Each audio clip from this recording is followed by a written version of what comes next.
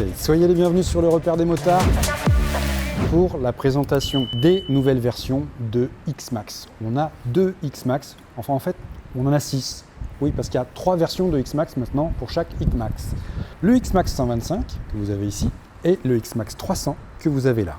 Il sera proposé en version de base, mais il sera proposé également en version Tech Max et Tech Max Plus. Alors ce qui va changer, ça va être de l'équipement. Et pour le Tech Max Plus, si je me souviens bien, ah ouais, c'est les équipements chauffants, notamment les poignées et la selle. Voilà ce qu'il aura le plus en plus.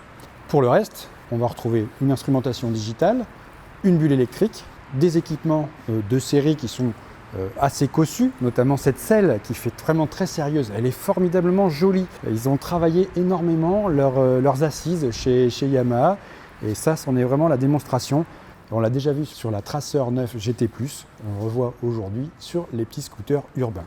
Petit, tout est relatif parce que le gabarit quand même du X-Max, il reste conséquent, ça reste un scooter GT Sport même, en ce sens qu'il va bénéficier d'une partie cycle rigoureuse, partie cycle qui lui permet régulièrement d'obtenir des performances assez intéressantes, notamment en termes de vitesse, de passage en courbe et de tenue de route. Dernier point, l'instrumentation elle a évolué énormément, elle est connectée, on peut mettre un téléphone portable, on a la possibilité sur les Tech Max d'avoir la navigation, notamment Garmin, par carte affichée sur le deuxième écran digital, celui de droite. Un écran qui est un petit peu complexe à appréhender au niveau de son maniement, notamment parce qu'il va permettre de tout faire à partir du commodo gauche. Le commodo gauche propose une flèche vers le haut, une flèche vers le bas, un bouton de validation et puis derrière aussi, juste en dessous, un bouton Home qui permet de changer les affichages justement dans l'écran de droite. On a 3 écrans différents, un truc qu'on va sélectionner, une indication sur 3 ou 5 qu'on va sélectionner, plus un écran récapitulatif dans lequel on peut naviguer, plus le menu dans lequel on va pouvoir sélectionner ce qu'on veut actionner à partir des flèches. Rien qu'à le dire, ça paraît compliqué. À le faire, c'est un petit peu plus simple, mais ça reste complexe, notamment lorsqu'on va vouloir manipuler la bulle. Il va falloir appuyer une première fois, revenir sur la bulle, revalider, et après, avec les flèches haut et flèches bas, on va réussir à la faire monter. C'est pas ce qu'il y a de plus rapide à retrouver, mais on s'en sort, et notamment avec après l'appui sur le bouton Home, etc. Enfin, une ergonomie qui est assez simple finalement, puisqu'on n'a quand même que 2 boutons et tout se fait au pouce, mais quelques limitations quand même en termes d'utilisation, notamment au quotidien, si on veut mettre les poignées chauffantes, si on a le Tech Max Plus, ou alors manipuler la bulle, ou faire des informations affichées, regarder ce qu'il y a. Donc ça va être vraiment peut-être le point le plus discutable de ce scooter. Pour le reste, eh bien, on va aller rouler avec le scooter. Je vais vous livrer mes impressions en roulant, en voix off parce qu'il a plu, et on se retrouve tout de suite en plateau pour la conclusion.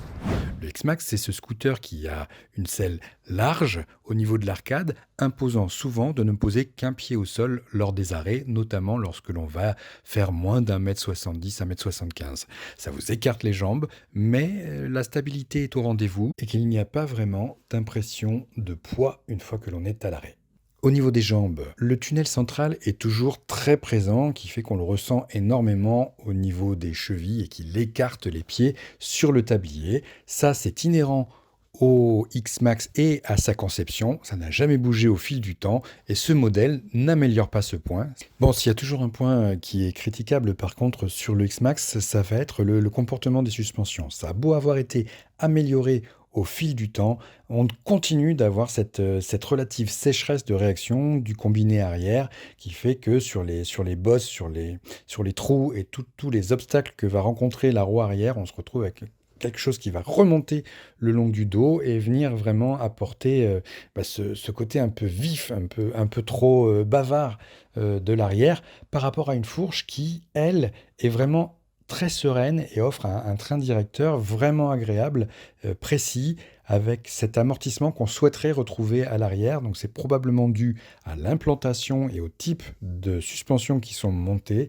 C'est dommage, mais ça n'est pas rédhibitoire parce qu'en contrepartie, il va se montrer vraiment sportif dans son comportement si on le souhaite, avec la possibilité surtout de prendre pas mal d'angles sans que rien ne frotte, ce qui libère considérablement la tête lorsque l'on va aborder un rond-point, une intersection ou qu'on va avoir envie de rouler un peu plus vite, ce qu'il permet largement de faire. Alors ça, c'est aussi bien dû au choix de suspension qu'au choix de pneumatique. Les Michelin City Grip qui sont montés d'origine sont vraiment excellents et officie avec confort et précision. Niveau freinage, le X-Max a toujours été un cas d'or. On a une excellente répartition du freinage entre l'avant et l'arrière. La seule chose qui va être un peu désagréable et qui l'a toujours été depuis 20 ans, c'est un levier gauche qui reste ultra ferme et éloigné, qui du coup devient moins précis pour les petites mains, et il n'y a pas de possibilité de réglage de l'écartement, tandis que à droite, donc pour le frein avant, on a un levier qui est nettement plus souple et nettement plus agréable et qui encourage du coup à s'en servir davantage. Au niveau de la performance, il est vraiment bon. Et l'ABS surtout qui le seconde est excellent. Et surtout, cet ABS, il est secondé par un contrôle de traction qui est désactivable. Les accélérations sont franches et surtout, sur les bandes blanches et tout ce qui va être un peu glissant, le dispositif peut intervenir de manière rapide, claire. La sécurité, ça fait partie bien entendu de ce que l'on attend d'un scooter, notamment 125. On apprécie vraiment de profiter de comportement dynamique du X-Max 125 qui reste excellent, pour ne pas dire l'un des meilleurs ou le meilleur de la catégorie des scooters GT 125. Alors est-ce qu'il est encore GT complètement? Ça c'est pas sûr parce que du fait de sa motorisation, même si la protection augmente avec la bulle, il a quand même son tablier assez large, donc il est protecteur et on n'hésite pas vraiment à l'emmener sur autoroute. Justement, c'est là qu'on peut tirer le meilleur du moteur, à savoir d'aller atteindre la vitesse maximale qui se trouve aux alentours de 119 km/h, sachant que on va avoir le rupteur qui va intervenir et que la plupart du temps, on va se contenter de 110 km/h compteur une fois que l'on est sur les axes rapides. Un comportement plutôt urbain entre de bonnes accélérations jusqu'à 20 km/h, puis une bonne lancée et relance entre 20 et 75-80 km/h, et la zone au-delà de 80-90 km/h pour aller chercher la vitesse maximale. Ça, c'est vraiment le comportement typique du X-Max. Par contre, ce qui va être intéressant avec ce moteur, c'est que quand on va se promener en ville, là où il est vraiment maniable, stable et agréable, il va y avoir la possibilité de profiter d'un système start and stop qui va faire que le moteur s'arrête au moindre arrêt. Autre point sympathique, c'est son admission variable. Ça n'a l'air de rien, mais le fait qu'on puisse avoir un regain d'énergie en fonction de la rotation de la poignée et du régime moteur, ça apporte un agrément certain, notamment lorsqu'on va avoir besoin de rouler en duo, chargé, ou de reprises plus importantes que ce que l'on est capable de fournir de manière standard avec une accélération douce, on va dire. Allez, un petit essai de 70 km environ en région parisienne, en conditions réelles d'utilisation du scooter, vraiment, parce qu'on a eu mauvais temps, des embouteillages, de l'agglomération, de l'autoroute.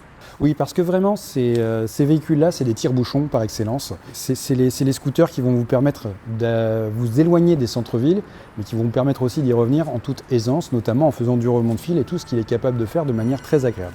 Parce qu'il y a ce petit moteur, 125 ou 300 cm3, mais qui vont avoir une onctuosité certaine et qui vont permettre vraiment d'enrouler et d'être sur un filet de gaz pour avoir de bel équilibre et puis des performances et des relances satisfaisantes. Le 125, il a évolué beaucoup depuis sa sortie en 2005. Ce qui veut dire qu'en une vingtaine d'années, on a eu pas mal d'évolutions. La dernière, c'était il y a 2 ans seulement. Et aujourd'hui, on le redécouvre encore avec un nouveau niveau d'équipement et puis de nouveaux périphériques. Mais il n'y a pas de changement niveau moteur, si ce n'est qu'il passe dorénavant Euro 5+. Norme anti-pollution qui lui permet d'afficher environ 50 grammes par kilomètre de CO2.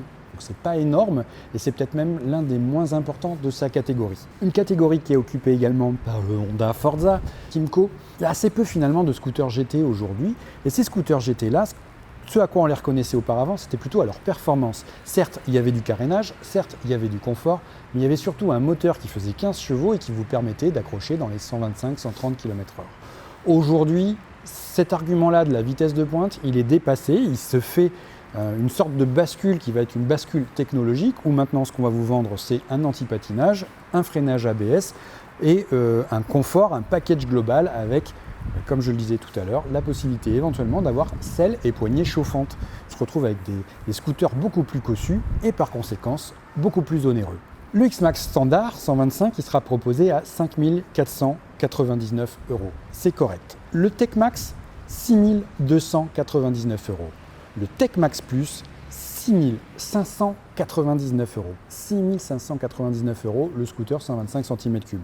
Alors quand on va passer au 300, La version de base du X-Max 300, elle est à 6 699 €, tandis que la version TechMax est à 7 399 € et la version TechMax Plus à 7 699 €. Ça vaut le prix d'une moto quand même. La prestation, elle est bonne, c'est pas ça le problème. Ça, il y aura toujours de la qualité. On a une finition, une garantie 5 ans, d'excellents périphériques et surtout 20 ans d'expérience en termes de véhicule, en termes de mobilité. Alors au niveau performance, on l'a vu, c'est pas extraordinaire. Et puis le X-Max, il a toujours les mêmes écueils, à savoir des suspensions qui sont vraiment balèzement ferme. On a également la possibilité de profiter d'une selle qui est relativement confortable elle aussi. On a toujours la possibilité de mettre les pieds en avant. Ça manque un petit peu de recul à mon sens, mais la position des pieds, la protection correcte, tout va bien d'un point de vue de la position de conduite. On est bien, on est relax, les bras sont un peu tendus, assez bas, mais ça reste dans l'esprit justement un peu sportif, un peu nerveux du scooter. Alors c'est un scooter qui fait toujours preuve d'une certaine nervosité, mais qui est matiné maintenant d'une maturité, on va dire, en termes de partie cycle, il est plus rond. Donc on a un très bon compromis entre sport et GT. Le reste, eh bien, les équipements aujourd'hui sont excellents, notamment cette bulle haute qui peut remonter. Ça permet de gagner énormément en protection entre rien du tout où on prend tout dans la quiche et puis quasiment plus d'air au moment où on la met en position haute. Dans les points positifs, on va donner bien évidemment le gabarit du scooter, la position de conduite, le côté statutaire de celui-ci. On est bien, c'est agréable. Il va y avoir bien entendu le niveau d'équipement. Certes, c'est impressionnant pour un scooter 125 ou même 300. On est arrivé à des niveaux qu'auparavant on n'avait que sur des scooters GT très haut de gamme.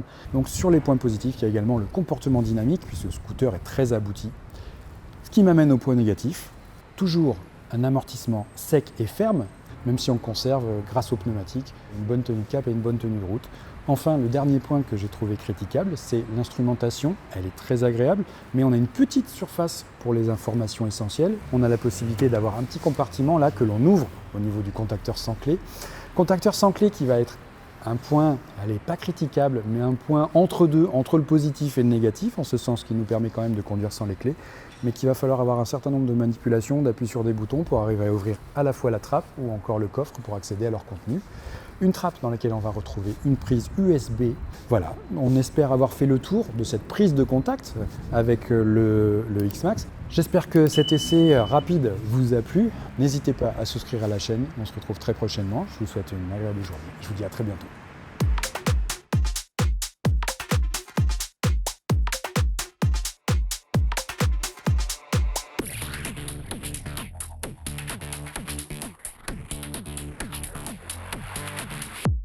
I guess